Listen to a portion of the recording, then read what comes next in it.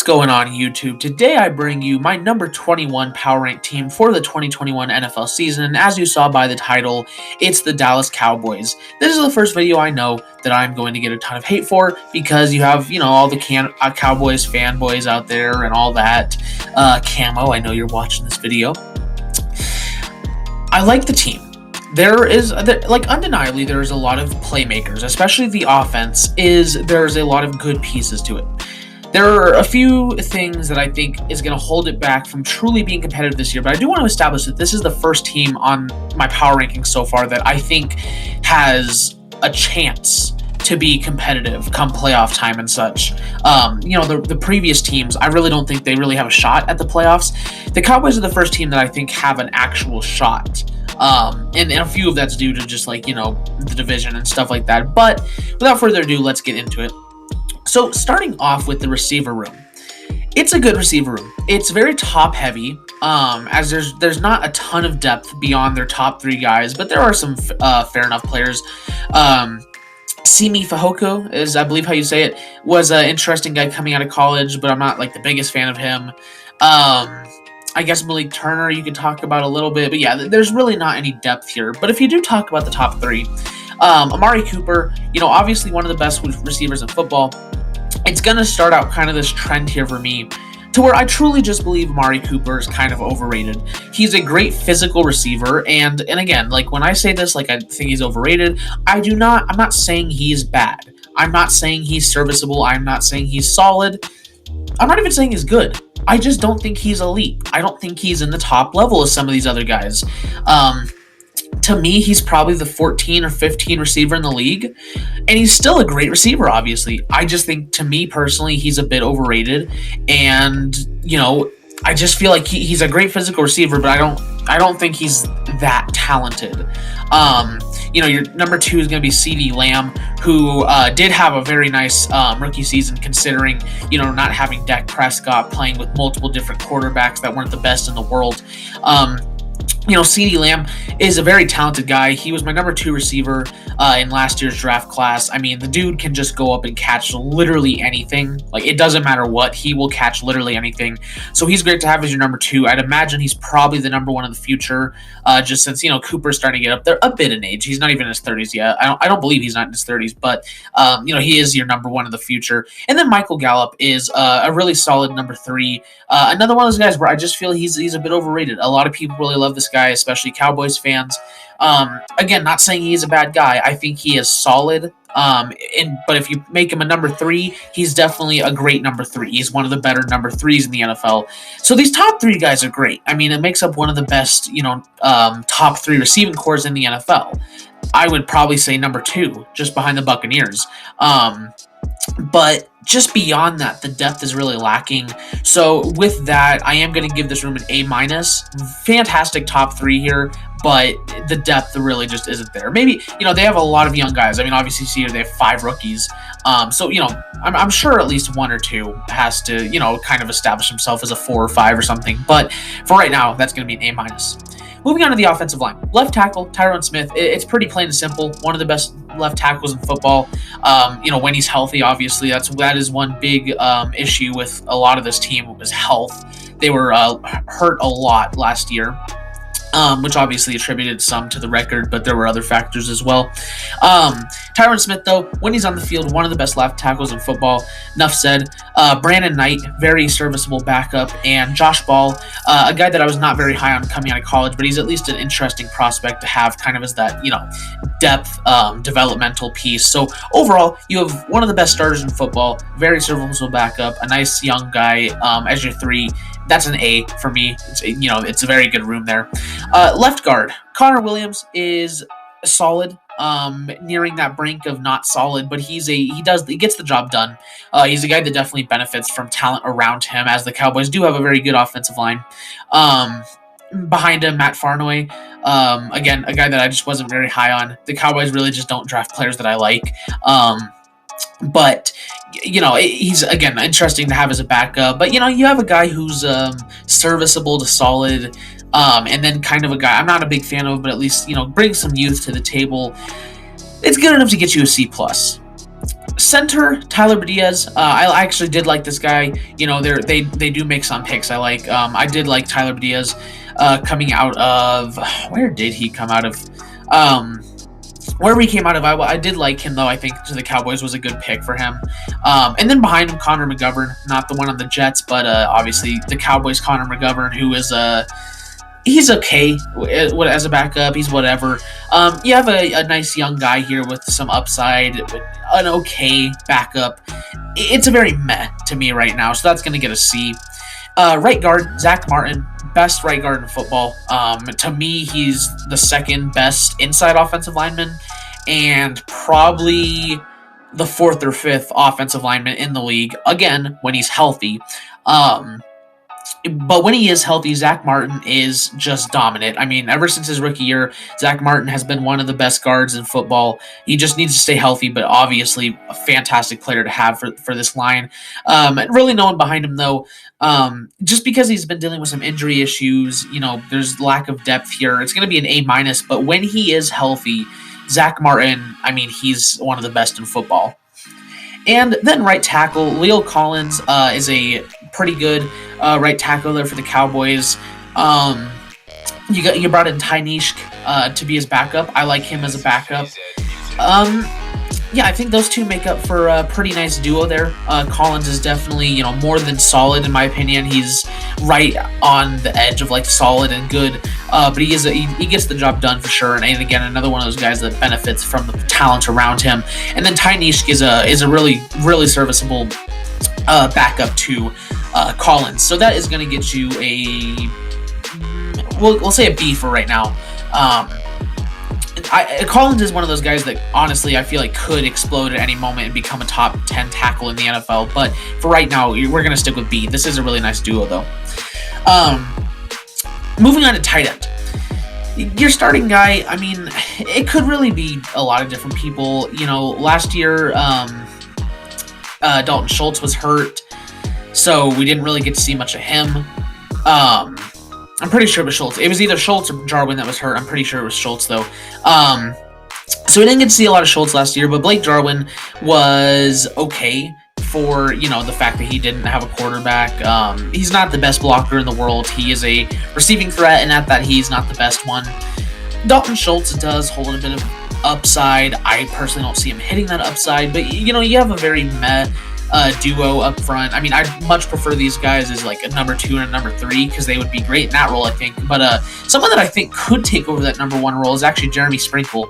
I know a lot of people don't like him, but I think he's a good fit with this Cowboys offense. Really good fit. And like I said, I would love Jarwin and Schultz as 2 and 3. So if you move Jeremy Sprinkle up to 1, that'd be great. But one guy we haven't even talked about yet is Nick Eubanks, who I was a big fan of coming out of Michigan. I think again he's a great fit in this Cowboys offense, and really I could see him taking over 1, 2, or 3.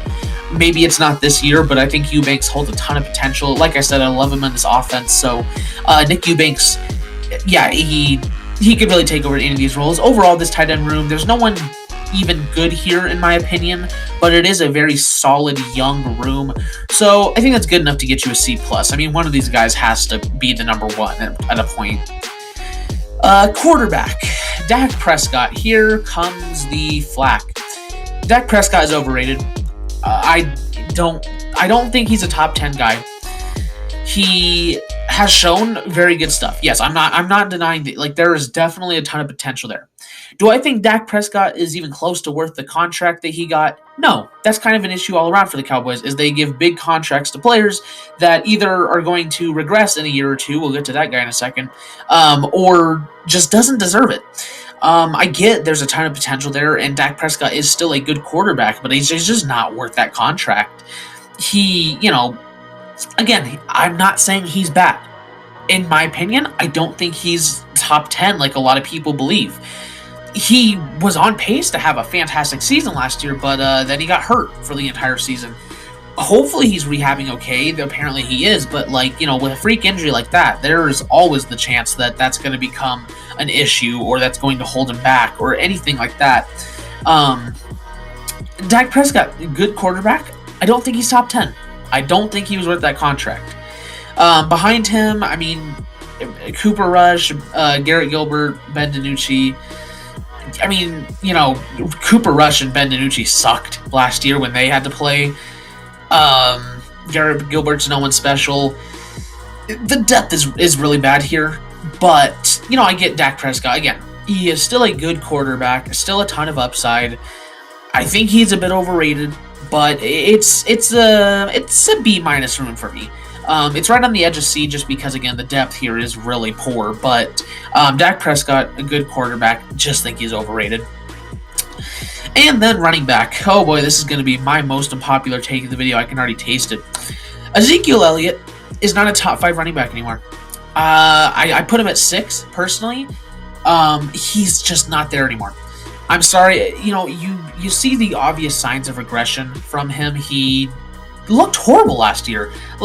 He just, plain and simple, he looked bad. He started off, okay. He started off good, but he really, really slowed down, especially when the team needed him. In fact, honestly, there was a good chunk of the season where Tony Pollard looked better than Ezekiel Elliott. There is always the chance he bounces back. Maybe he's just had a rough couple seasons, but this Zeke is just not the Zeke that we'd seen from 2016, 2017. It's just not the same guy.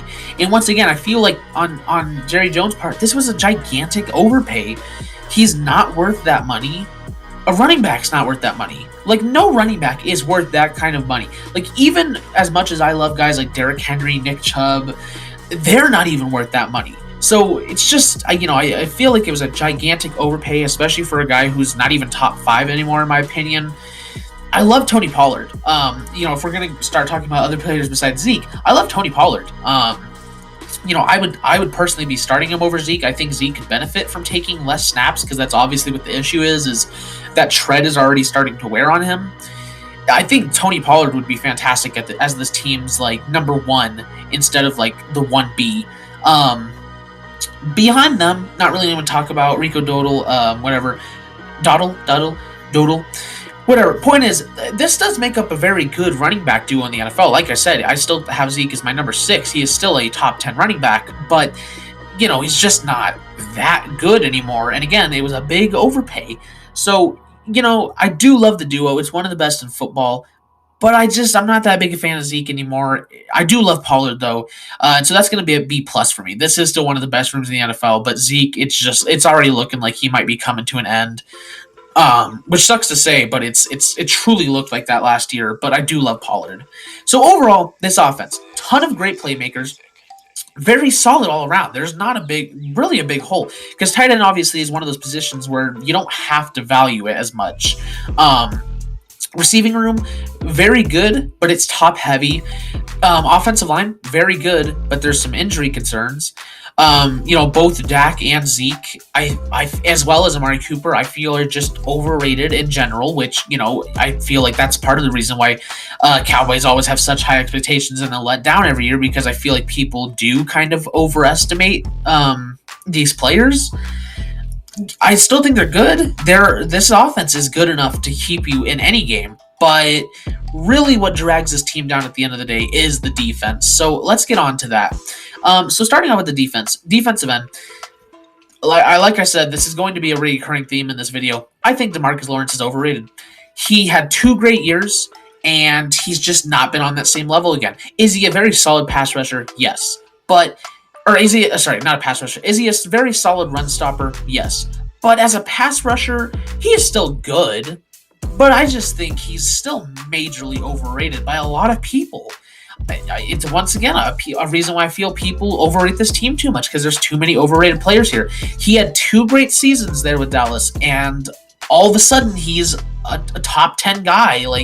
He's not that good. He's a solid run stopper, but he's not a pass rusher. He gets sacks, but a lot of them are easy. So, he's still good, obviously. Again, that's what I keep saying with all these guys is I just don't think they're elite, but they're still good. However, a guy I do love, Bradley Anae, is a player that I kind of have as one of my breakout candidates for this year, especially since you really don't have an obvious starter across from DeMarcus Lawrence. Bradley Anae is one of my breakout candidates. I really love Bradley Anae. very just he can be explosive, and so I really like the idea of him across from DeMarcus Lawrence. But for right now, we'll just make it easy and say they're the same room. In this case, it's a B plus. Again, DeMarcus Lawrence is good. I just don't think he's elite, and A has yet to break out, but he is a breakout candidate of mine. Overall, it's an okay room. Defensive tackle, I'm going to move Neville Gallimore in here because I do believe Gallimore will be starting in defensive tackle. But you probably have a starting duo there of Gallimore and Hill, which is a pretty decent duo. Gallimore, another one of those guys that I think holds a ton of potential. We just really haven't seen it yet from him. We've seen some flashes, but I don't think he's ready to do it yet. Tristan Hill, also fine. He's an okay run stuffer, but not much else than that. You have Osa Odigizua behind them, who I really like, but he's just kind of he's a bit undersized, and that can work in some ways because of that, he's a very versatile guy. He can really play anywhere on the D-line, but I'm not sure how good of a fit he really is in this defense, but he is a versatile guy. So as your number 3, he's cool to have. Not much else to talk about beyond those guys. I'm not a big fan of Quinton Bahana, but these top 3 guys, I guess Carlos Watkins too, if you want to include him here, he's okay. He's probably your number 4, to be honest. But this is a defense tackle room that it's pretty good, but it's definitely nothing special. There's no one here, in my opinion, that's like good per se, at least not yet. Again, I do think Gallimore has a lot of potential, but it's okay. So it's going to be a C for me here. And then this other defensive end room, like I said, I'd probably be starting an A over here, but just for, simple sake, we'll say this room is like, Randy Gregory, Chauncey Golston, and Brent Urban. Really, I mean, you could have Urban or Gregory starting. I don't know why they have him at the 3. I feel like he could be starting for them, just since they don't have a clear starter. But either him or Randy Gregory, who's shown a few nice things, could be starting. Obviously, the other one would be the number 2 here. And then Chauncey Golston was a guy that I think has a ton of potential, very athletic, nice quick step, but he, just obviously is not ready to start right now, and he'll take some development. But you do have at least one decent starter here, a pretty good backup, and then a nice young player. So that's going to get you a C+. It's a bit better than this defensive tackle room, but not by much. Then you have the linebacking room over here, and it's pretty solid. There are some great players here, obviously, but once again, I feel like Leighton Vander Esch, for example, is kind of overrated, as is Jalen Smith. Your starting 3 is probably going to be Leighton Vander Esch, Jalen Smith, and Micah Parsons. Micah Parsons I did love. He was a fantastic player coming out. I thought that was a great steal by the Cowboys to get him where they did. So I think he's a great fit, and he'll be fantastic. One of the top runners for Defensive Rookie of the Year for me. Vander Esch is another one of those guys where I feel like he's kind of underrated or overrated. He had a very, very good rookie season, obviously, and then has just kind of declined every year since then. And especially this last year where he was hurt and stuff. I feel like them bringing in Keanu Neal was kind of the signal of like, play good this year or you're gone, to be honest, because he's just declined every single year since. So, that's something to kind of think about. But speaking of Keanu Neal, I mean, you brought him in to be your weak side linebacker. I think, we'll have to see how he fits that. I'm not exactly sure. I could not tell you, honestly, if I think he could play that well or not. I really wouldn't be betting on anything. So we'll see how he plays. I'd imagine right now he's probably going to be probably more of the safety role and then come on to play weak side linebacker when you need him. Jalen Smith, another one of those guys where he's good. I just think he's a bit overrated in general. But you have a really nice starting 3 overall here. A really solid backup for your weak side. Jabril Cox, I loved coming out of college. This dude is like pretty close to the best kind of coverage linebacker you're going to get coming out. Yes, he's slow, not very athletic, but he is a fantastic coverage linebacker, so he's great to have his depth there. I don't know why Terrell Basham is listed as a linebacker here. He'll also definitely be playing defensive end. Slot in Terrell Basham, like say right here, this actually goes up to probably more of like a B, because this guy's actually really solid, especially if you made him like your number 2 or 3. If he's near number 2, he's a good backup. Your number 3, he's one of the best 3s in the NFL. But yeah, so this linebacker room, very good. It's very deep. There's a lot of good youth here as well. So overall, it's a B+. I don't think there's anyone special here enough to give it an A, but Micah Parsons definitely has the potential to be like that special player. So overall, I do like this linebacking room. But then we talk about cornerback, and this is where the defense starts to get really ugly. Your starting cornerback is Trevon Diggs. A lot of people think he'll break out this year. I don't. I've never been a fan of Trevon Diggs. He was poor for the most part last year. Showed a few things. I don't expect him to be good this year. He's not a guy I feel like should be starting yet. So, and now that he is your number one, I just don't know how I feel about that. Your number two across from him is probably going to be Jordan Lewis, unless you're going to put him in the slot, which he is a very good slot receiver. It's just, I really would not want anyone else starting across. I mean, there's a few guys here who are serviceable enough. I mean, Maurice Candy potentially could start. Anthony Brown could potentially start, but you're probably going to want Jordan Lewis as your two because you really don't want anyone else there. And in that case, you'll probably move Anthony Brown up into your slot. But for this sake, we'll say Kelvin Joseph ends up being their number two. Not fun times. Kelvin Joseph was an extreme reach, in my opinion. I don't think he should be starting day one. As your number two, maybe it's a bit easier, but I think this guy is going to look bad. You add on the fact that I don't think Trevon Diggs should be a number one. I feel like he's going to look bad. You add up all that together, and you have a bunch of corners that just aren't ready to start. And I haven't even mentioned the fact that Deshaun Wright was like one of the worst picks of the entire draft. This corner room, it's not ready to start. None of these guys are ready or shouldn't be starting, and they are. So you have a very, very poor corner room here. There is a lot of depth and a lot of young depth at that, so it's not quite an F, but I think D- fits because, like, again, I know Cowboys fans love Trevon Diggs, but he should not be starting. So it's gonna get a D- here for me. Then a free safety. I don't know why they have Reggie Robinson. To me, Damontae Kazee is easily going to be starting. Kazee, very talented safety from Atlanta, just kind of struggles a lot of the time with, actually playing well, I guess, is the way to put it. Smart guy, just, limited in some other areas, but I did like the signing. I think, he did play well at times for the Falcons. Now, obviously, that you have Dan Quinn over here as your defensive coordinator, keeping him with you, a good idea, obviously. So I do like that. Behind him, Reggie Robinson, obviously, whatever. But I think that room right there is going to be it's going to be a C minus. C minus. It's definitely better than the corner room, but it's not good. And then strong safety, Donovan Wilson starting. Find enough guy to start for you. You could definitely upgrade. Safety is not a strong suit for these Cowboys. Israel Amukumu, I think he could play corner, but I am interested. They have him at safety here. I guess he could play safety.